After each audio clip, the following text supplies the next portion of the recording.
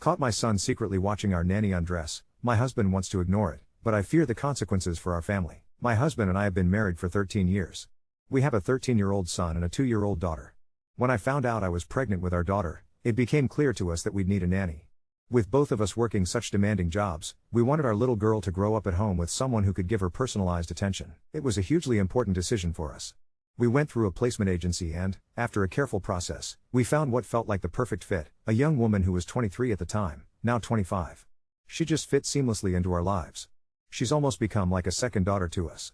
She shares so many traits with our own little girl. They're both sensitive, playful, and incredibly sweet. She even looks younger than her age, and our daughter picked up on that right away, calling her Sissy. Watching my daughter become so attached to her, sometimes even more so than to me, just cemented how much we all cared for this young woman. For the last 2 years, everything went smoothly. Because it's summer, our son is home most days unless he's out at soccer, piano, or hanging with his friends. Twice a week, our daughter visits her grandmother for half a day, and during that time, our nanny is free to do whatever she pleases, unless our son is home, in which case she just needs to stay in the area for about 15 minutes, just in case he needs anything. But about a week ago, I noticed our nanny acting differently. She became quiet, reserved. She directed all her warmth and attention solely to our daughter. That wasn't like the relationship we had. It's always been professional, but really open and relaxed. She stays with us during the work week when my husband and I are traveling or have late nights. We have a night nanny who takes over most things around 6 p.m. during those times. Otherwise, our nanny is off at 6. With all of these arrangements, I made sure to provide her privacy. She's got her own space, a duplex like her own apartment when she's off duty, because I want her to feel at home when she's with us. After a full week of this distant behavior, I grew worried. I talked to my husband, wondering if maybe he had any idea what could be wrong, but he was as baffled as I was. Then, last Saturday, our nanny's off days are Friday to Monday, my son approached me. He was anxious, fidgety, and I immediately had this sinking feeling it was about whatever was happening with our nanny. My instincts were, unfortunately, correct. He confessed that he'd done something wrong. I asked what.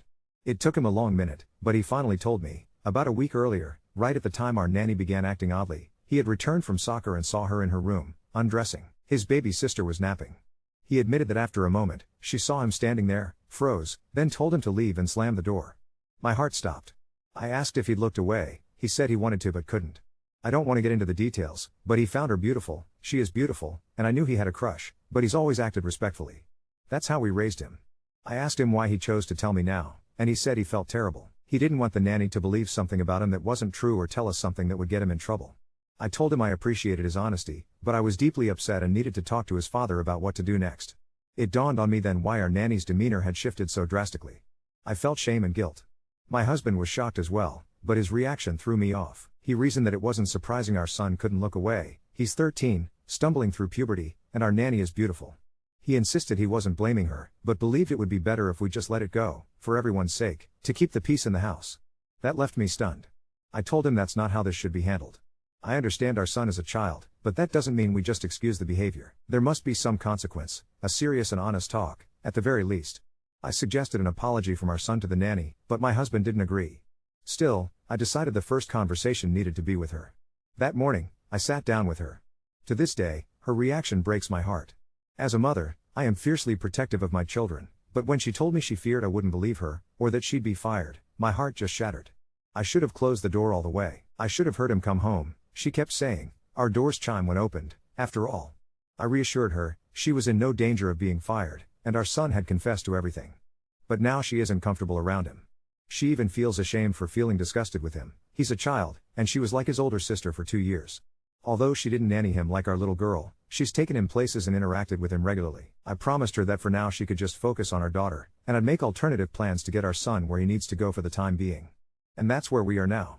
I refuse to let this become an us versus her situation. My son isn't a bad kid, and I genuinely believe he regrets what happened.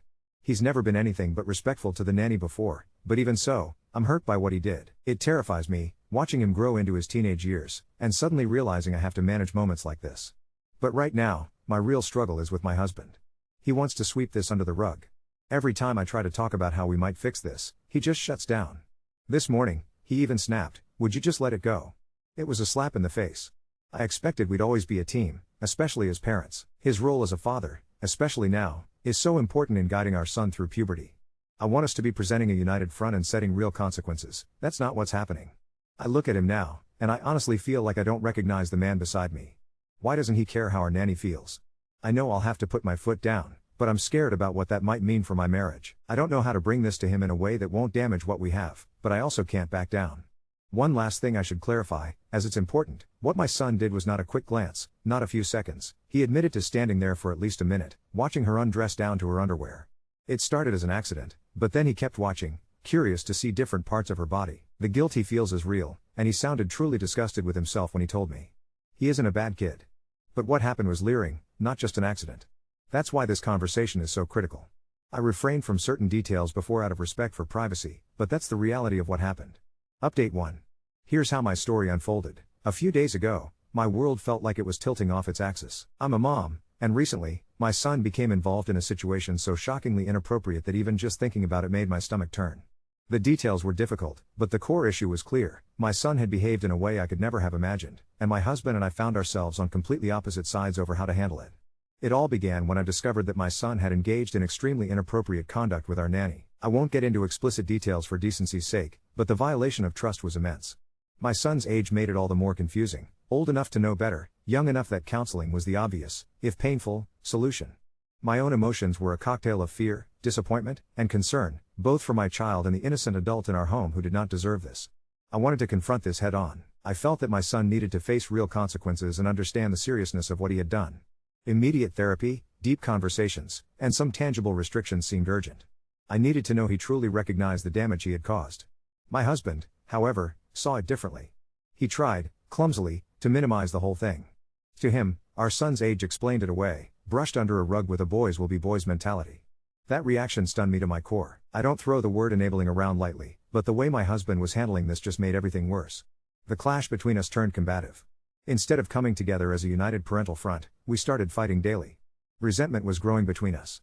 I worried not only for the victim, my son, and myself, but for the health of my entire marriage. I was spiraling, feeling isolated and frustrated. Each night, I pleaded my case, turning over his words in my head, doubting and redoubting my instincts. Was I overreacting? Was my anger justified? I thought about the message we'd send by not addressing this with the seriousness it deserved. Did he not see how dangerous this could be for all of us? In the days following the incident, I made it clear to both my son and my husband that there was no way to ignore this. The nanny rightly left her position, and my son started seeing a counselor immediately. I told my husband, in no uncertain terms, that sweeping this under the rug would not happen in my house. It's been a tense few days. On the positive side, my son is engaging with therapy. I can see the discomfort, the regret, the effort. I'm not naive. This will be a process measured in months and years, not days. But at least I see the beginnings of accountability. Things with my husband are complicated. Our relationship still feels brittle. We argue less now, but there's this tense silence, a sense of walking on eggshells. Slowly, there are hints of understanding from him, a concession here, a furrowed brow there. He's not openly dismissing the gravity anymore, but the trust between us is bruised. I know our family isn't out of the woods yet. This is going to take a long time to repair. But, if nothing else, these stormy days have proven to me the value of standing my ground as a mother and as a partner. There's no perfect guidebook for what I'm going through, but I will prioritize safety, healing, and honesty, no matter how difficult that is for any of us. There's still work to do, and not every conversation ends well. But at least now, we're moving through the pain, not around it. Update 2. He did apologize for how he shut me down, which I genuinely appreciated, but he was still so hesitant, convinced that nothing else really needed to be done. I pressed him on it, asked him why he thought that. Why shouldn't our son apologize? Did he even understand how our nanny was feeling? He told me, quite plainly, that he just couldn't believe our son had done something like that. He just saw him as the same sweet boy he'd always been, even though he has noticed a change in him lately, adolescence setting in. I acknowledged how he felt, but I had to make it clear, this is our reality now. Our son is going to continue to change, and if we want him to become better, we have to address these things together, as parents. I also wanted him to be a strong role model as a father. I reminded him, again, that our son had come to me first with the confession, and I practically had to pry it out of our nanny, who was clearly distraught. I recounted my own experience, the time I was leered at while naked by someone around my own age, how it affected me so deeply. He knows about that, he's always been empathetic before. But this time, he said this was different. I froze. I asked him how. He said that in my case, it was a guy my age, and nanny shouldn't allow herself to be so deeply affected by the actions of a young boy. I was truly stunned. I had to ask him if he genuinely cared about how she was feeling. He insisted that he did, of course, but that asking our son to do anything beyond literally saying sorry to her was going too far. I couldn't believe how dismissive he was being. It wasn't like him at all. I decided right then what I'd have to do, with or without his agreement. My mind went to our daughter and our son, and the kind of message I want to model for both of them, especially for our little girl, who will grow up in a world still full of shameful, harmful views about women. Before confronting our son, I spoke in private with our nanny. I told her what I planned to do, wanted to make sure she was comfortable with it. She said she was. I asked what else we could do to help her feel safer. She suggested a few cameras in her duplex. I agreed. I also brought up the idea of putting a camera in our main hallway, where the bedroom doors are. It's a place she often passes, especially when she's in the baby's second room, which is near our son's. I asked if she'd be okay with us hiring a personal driver for our son, until she felt comfortable again. She nodded. I reassured her firmly that her safety, her comfort, was an absolute priority. We were going to have this discussion with our son. So we sat down with him the next evening. We made it clear that what he did was grossly inappropriate, and that he owed Nanny a sincere apology. But I didn't want to force him to apologize. I wanted to see where his feelings truly lay, to get to the heart of his views, to see if someone or something had influenced him. My husband, I could tell, was frustrated with this part. I asked our son, "How would you feel if you found out a boy had done something like that to your sister one day? Or to me?" He told me he would feel angry. I told him that, yes, it had happened to me before, and gently explained how it made me feel. He was silent, surprised, didn't know what to say. Then I told him, with our nanny's permission, how she had felt, that even though she loves his sister so dearly, suddenly she didn't feel comfortable anymore in our home. That she'd briefly considered taking leave, was even afraid of being fired if things were misconstrued. He admitted to being scared himself, that Nanny might say something he didn't do, and that's why he confessed, worried she'd make him look like a creep. I asked him to think about how his baby sister would feel if her favorite person suddenly disappeared from her life because of his actions. Knowing our sensitive little girl, I knew that would devastate her, and he said as much. My intention was to encourage empathy, critical thinking, not shame. In that moment, I truly believe he heard me. I told him we wanted him to apologize, but that ultimately, he needed to feel it himself. He agreed to write her a letter, something several people had suggested, and I thought was perfect. After it all, my husband wanted to have a word with me. He was less than thrilled with how I'd handled things, accused me of being too harsh and making the situation even more awkward. Wasn't the camera and driver enough? I shot back, did he really think ignoring this would make it less awkward? What exactly had I said that was so wrong? He couldn't articulate it. He just seemed to think that after some time, things would simply calm down on their own. I had to tell him, point blank, that I was not about to be permissive with this behavior, and if he chose to be, then he'd have to get used to me being hard on him. Our nanny read the letter and told me she was deeply touched. She spoke to our son directly, let him know she wasn't upset or planning to treat him differently, but admitted she still feels uncomfortable and hurt by what he did, and that she hopes he never makes any other girl or woman feel that way. He apologized to her face, and she gave him a small, forgiving smile. So that's where things landed. The relationship between them won't return entirely to what it was, but she's not holding a grudge. With the new accommodations, the cameras, the personal driver, I can see she feels safer and more at ease. We also talked to our son about not ever speaking vulgarly about her or anyone else to his friends. I even checked his phone, just in case, because Nanny raised a concern, but, thankfully, there was nothing there. Still, my husband and I have more to work through. His views on this topic really shocked me. He isn't rude or dismissive to the nanny, but he wasn't approaching this with real empathy or perspective. I think he's struggling to accept that our son is growing up, and will continue to change in ways that are uncomfortable and, at times, unrecognizable to us. I'm glad I stood my ground, for myself and for our children. I'll keep my eyes open for any other questionable beliefs from my husband, but I think he's finally beginning to see what I mean. No matter what, I'll continue to address these behaviors firmly, even if I have to do it all on my own. Update 3. I thought things were finally settling down. My son was doing well in therapy, our nanny seemed more comfortable with the new arrangements, and while my husband and I still had tension, we weren't fighting daily anymore. I should have known that peace wouldn't last. Last week, I was going through our home security footage, something I'd started doing regularly since installing the cameras. I was mostly checking the hallway camera to make sure our son was respecting boundaries, but what I found instead made my blood run cold. There, on 3 separate occasions over the past month, was my husband. Late at night, after I'd gone to bed, he was lingering outside our nanny's duplex, not just walking by, standing there, sometimes for several minutes. On one recording, I watched him actually try the door handle. I confronted him immediately. My hands were shaking as I showed him the footage. His face went completely white, then red. He stammered through explanations that made no sense, checking on sounds he'd heard, making sure the door was secure, ensuring she was safe. When I asked why he'd never mentioned any of these late-night security checks to me, he had no answer. The worst part? I realized this explained so much. His reluctance to address our son's behavior, his insistence that we not make the nanny uncomfortable with consequences, his sudden concern about not being too hard on anyone. He'd been projecting his own guilt onto the situation. I spent the next 2 days in a fog, barely able to look at him. When our nanny noticed I seemed off and gently asked if everything was okay, I broke down and told her everything. Her reaction was immediate and heartbreaking. She'd sensed something was wrong but convinced herself she was being paranoid. She'd noticed him finding excuses to come by her space more often, lingering during conversations, but she dismissed it as her own anxiety from the incident with our son. She's leaving.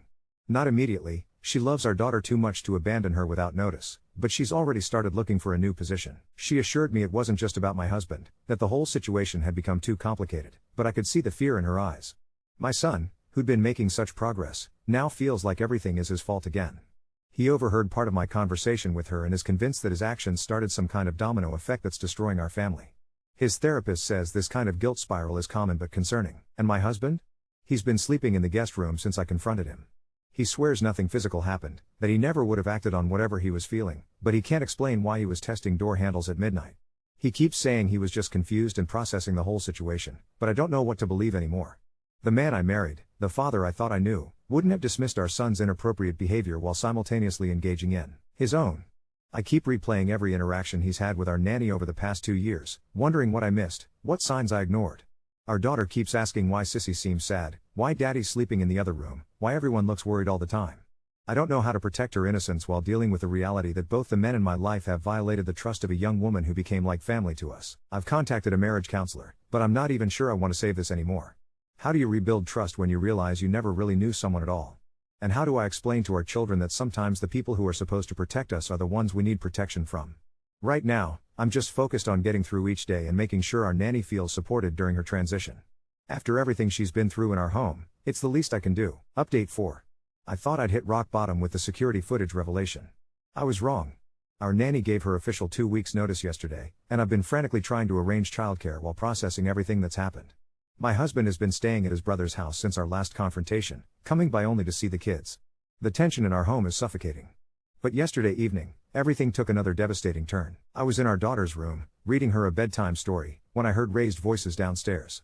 My husband had come by to pick up more clothes, and apparently our nanny was in the kitchen preparing bottles for the night. I heard him say something to her, then her voice, firm but shaking, telling him to leave her alone. I rushed downstairs to find them in what looked like an intense conversation by the back door. When they saw me, they both went silent. My husband's face was flushed, and our nanny looked like she'd been crying. "What's going on?" I demanded. My husband muttered something about apologizing and started to leave, but our nanny stopped him. "No," she said, her voice stronger than I'd heard it in weeks. "She deserves to know." What she told me next shattered what little remained of my world.